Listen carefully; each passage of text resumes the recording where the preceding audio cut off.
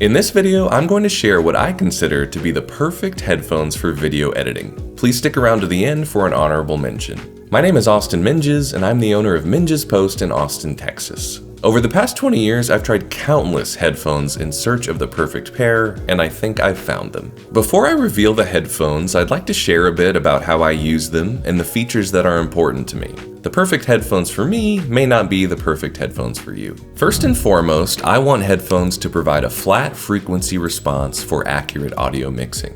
If you ever mix your own audio, this should be a priority. But even if you pass off your audio to an audio post house, I think it's extremely valuable to have a solid pre-mix in the rough cut stage, and a great pair of headphones can help get you there. The second criteria I use to judge a pair of headphones is comfort. While I don't share an office with others, I still find myself doing the majority of my editing work with headphones on. Compared to listening through speakers, I feel like a good pair of headphones limits outside noise and keeps me more focused. For the hours I spend in them, a comfortable pair is a must. Third for me is build quality. I'd rather spend money once on something that is going to last, rather than spending less money but possibly having to replace it when it breaks. My last criteria is value for money. What's the best audio quality, comfort, and build quality I can get for a price within my budget? For me, the perfect headphones for video editing are the Neumann NDH20 closed-back studio headphones.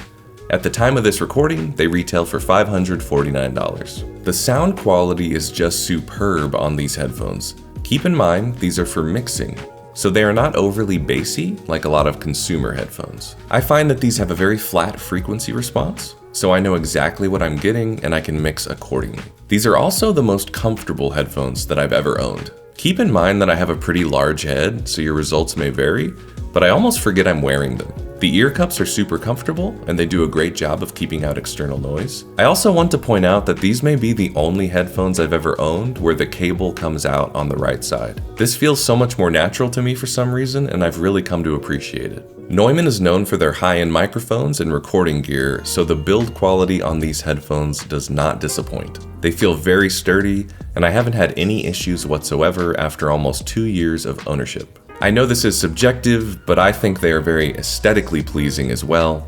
For me, it's a huge bonus when products are beautifully designed. And finally, value for money.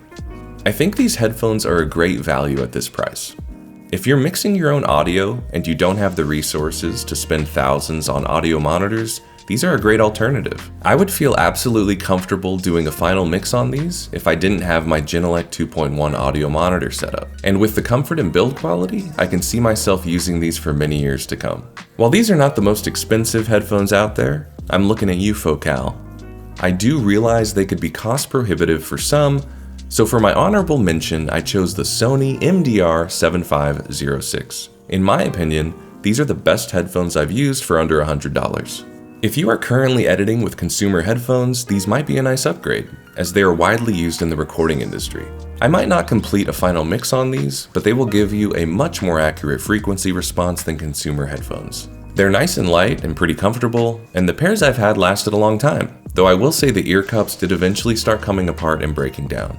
I will leave links to these and the Neumann ND20s in the description. Please tell me in the comments below what your favorite editing headphones are and why. If you got value out of this video, please give it a like and subscribe to the channel.